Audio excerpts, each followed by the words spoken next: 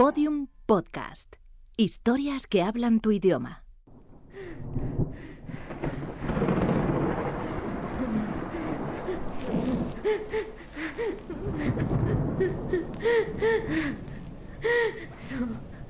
No puede ser igual un muerto que un vivo.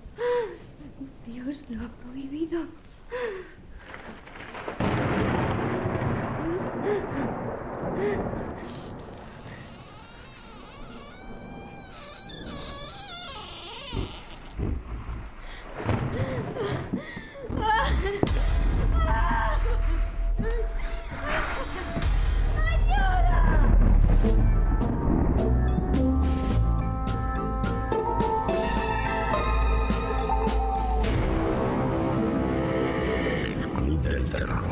Un extraño suceso en la vida de Salken.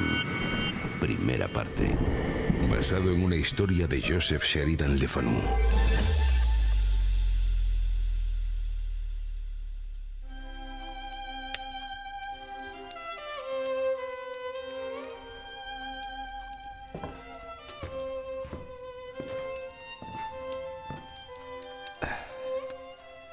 Con este tiempo, no hay nada como una buena chimenea.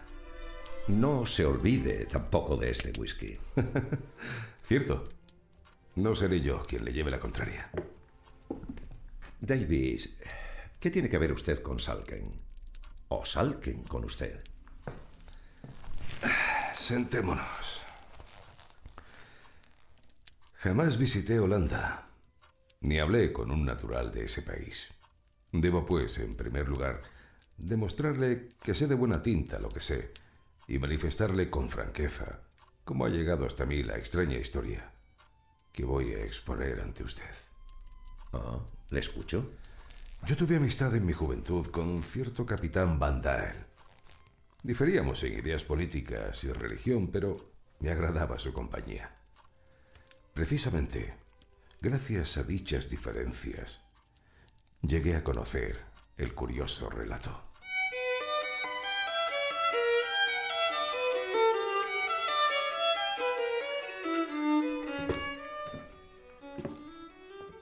Querido Davis, si le cobrara por mirar ese cuadro, haría una fortuna.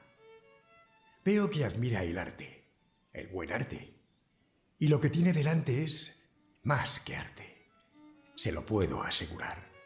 Con frecuencia me había llamado la atención cuando iba a casa de Van Dael un cuadro notable, con ciertas peculiaridades muy llamativas, particularmente en la distribución de luces y sombras. Representa el interior de una cámara. La cámara de un antiguo edificio religioso. El primer término estaba ocupado por una figura femenina envuelta en una especie de blanca muselina, cuya parte superior le ocultaba parcialmente la cabeza, a modo de velo. Si se fija bien, amigo Davis, la lámpara que sostiene ilumina su figura y su rostro, de tal modo que resalta una sonrisa pícara. Una de esas sonrisas que delatan alguna travesura. Ya me entiende. El fondo totalmente en sombras, excepto un pequeño rincón donde se divisa la tenue luz roja de un fuego agonizante. Que sirve para definir las formas. Verá que se alza la figura de un hombre, vestido a la antigua usanza, en actitud de alarma. Incluso se advierte cómo coloca su mano en la empuñadura de la espada. Cuando miro este cuadro, tengo la certeza de que estoy contemplando la representación de una realidad. Su fantasía no le engaña, mi buen amigo, pues ese cuadro es testimonio de un suceso misterioso y aterrador.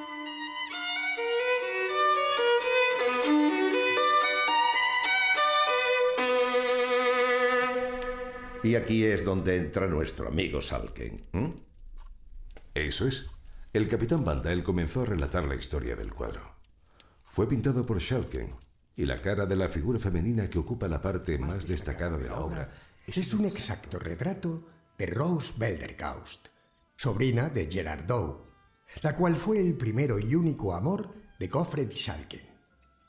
Mi padre conoció bien al pintor y supo de sus propios labios la historia del drama misterioso, una de cuyas escenas reproduce el cuadro, tal y como había usted apuntado anteriormente. ¿Cómo llegó a usted?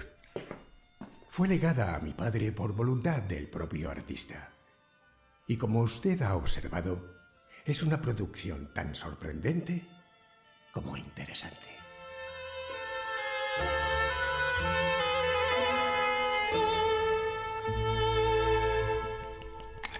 ¿Quiere usted un poco más?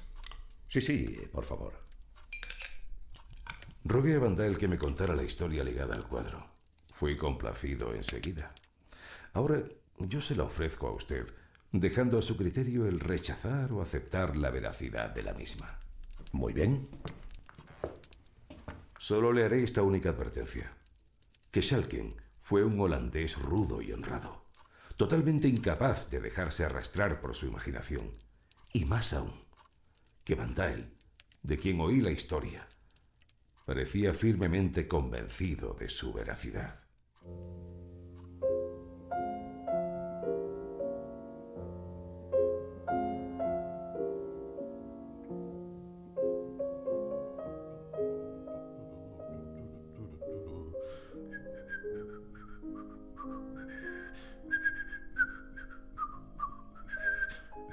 Schalken era un adolescente en su época de estudios con el inmortal Girardot.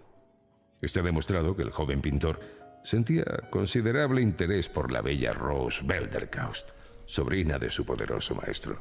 Rose, mi amada Rose. Era hombre pobre y no poseía ninguna ventajosa compensación en cuanto a linaje o de otro tipo que indujese al viejo maestro a consentir una unión que complicaría a su sobrina y ahijada en las dificultades de un joven artista, sin amigos ni recursos. Esperaré a que el tiempo me brinde la oportunidad. Rose. El mismo curso de esta feliz esperanza estaba, sin embargo, destinado a experimentar una brusca y formidable interrupción. Y esta sería, además, de un cariz tan extraño y misterioso que arrojaría sobre los propios sucesos una sombra de horror casi sobrenatural.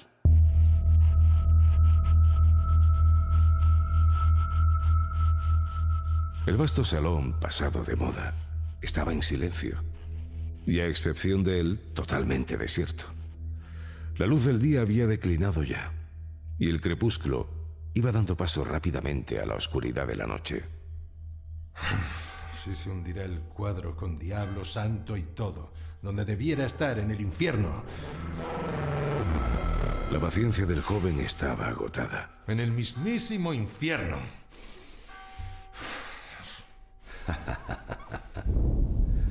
Una breve y súbita carcajada, proferida sorprendentemente cerca de su oído, respondió al instante su exclamación. ¿Quién es usted? Era un hombre de cierta edad. Llevaba una capota corta y un sombrero de alas anchas y copa cónica. Y en su mano, que estaba protegida por un pesado guante, sostenía un largo bastón de ébano, rematado por un macizo puño de oro. ¿Cómo ha entrado aquí? La habitación se hallaba tan oscura que no se podían distinguir más detalles de aquella figura pétrea, ya que la cara estaba también sombreada por la pesada ala del sombrero y no se podían discernir sus rasgos. ¿Viene usted a...? Decid a Girardot que Wilken van der Hausen, de Rotterdam, desea hablar con él mañana por la tarde, a esta misma hora, sobre asuntos de peso. Eso es todo. Buenas noches. El forastero, una vez terminado de dar su mensaje, giró bruscamente y abandonó la estancia. El joven sintió curiosidad por ver qué dirección tomaría el ciudadano de Rotterdam al salir del estudio, y con este objeto se dirigió a la ventana que daba encima justo del portal de la calle. Pero... ¿se había desvanecido el viejo? ¿dónde se ha metido? Schalken abandonó el cuarto. Se lanzó sin mirar a derecha ni a izquierda a través del corredor que tan recientemente había contenido, y quizá aún contenía, a la persona de su misterioso visitante, sin atreverse apenas a respirar hasta que llegó a la calle.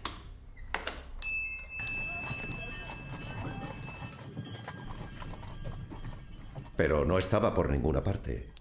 Ni rastro de aquel hombre. No volvería a verlo hasta el día siguiente.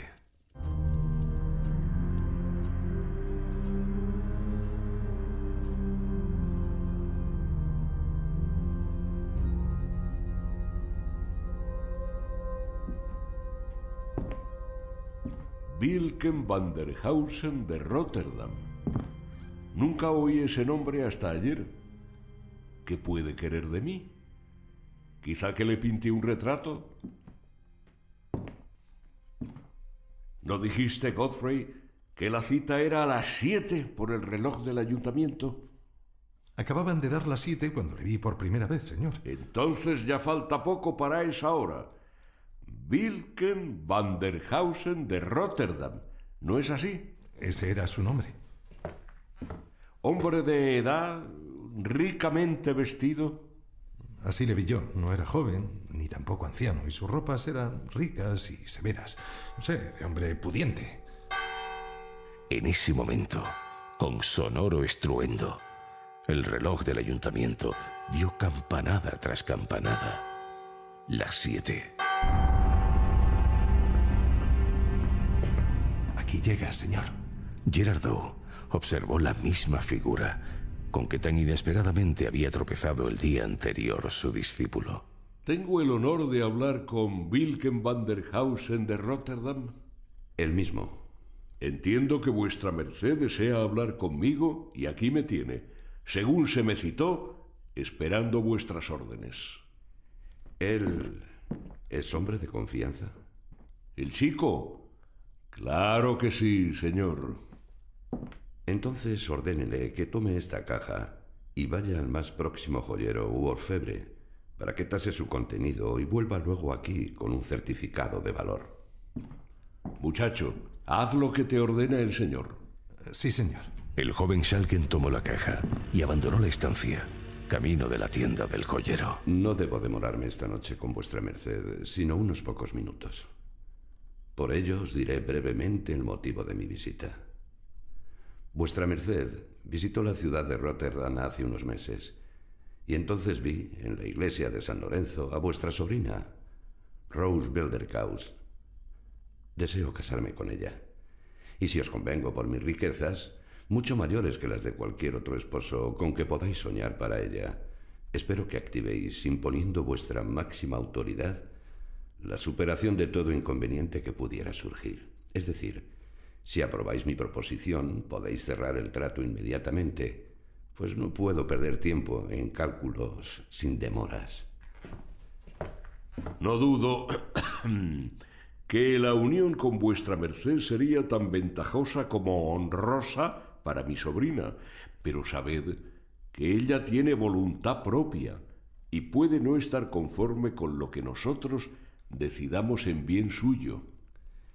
No intentéis burlarme, señor pintor. Soy su tutor. Ella es vuestra ahijada.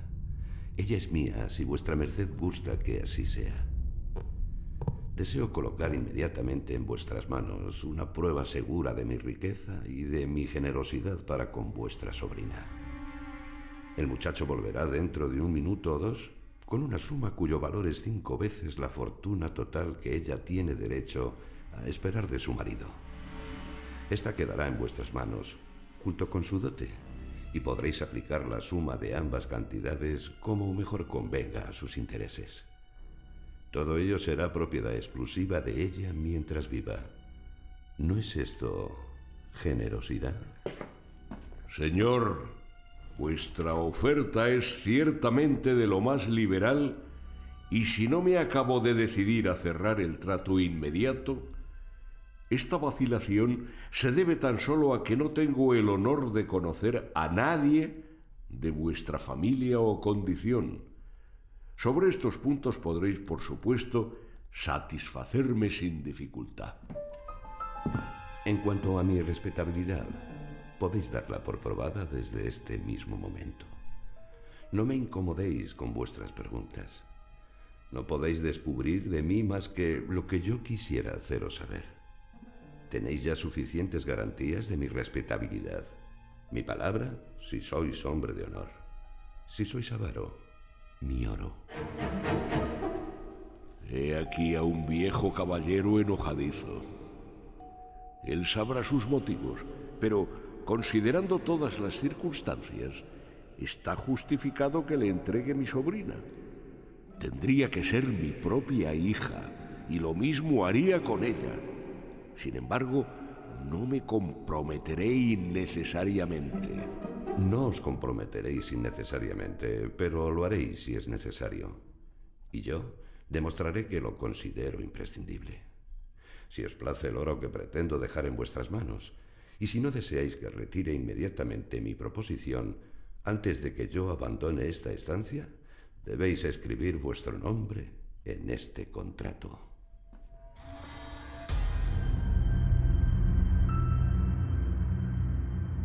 Y tras de hablar así, puso un papel en las manos de Gerard, cuyo contenido expresaba el compromiso adquirido por Gerard Dow de entregar en matrimonio a su sobrina Rose Belderkaust a Wilken van der Hausen de Rotterdam.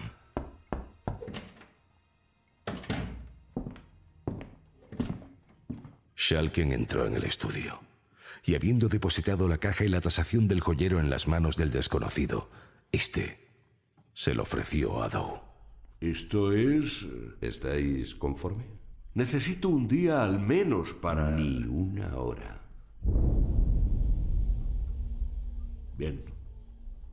Entonces, estoy conforme. Es su negocio. Entonces, firmad enseguida. Ya estoy cansado. Que este joven sea testigo del acuerdo. Godfrey Schalken, inconscientemente, firmó el instrumento que otorgaría a otro aquella mano que él tanto tiempo había considerado como objeto y recompensa de sus esfuerzos. Estando así finalizado el contrato, el extraño visitante dobló el papel y lo guardó en un bolsillo interior. Os visitaré mañana por la noche, a las 9, en vuestra casa, y veré al objeto de nuestro contrato. Hasta entonces.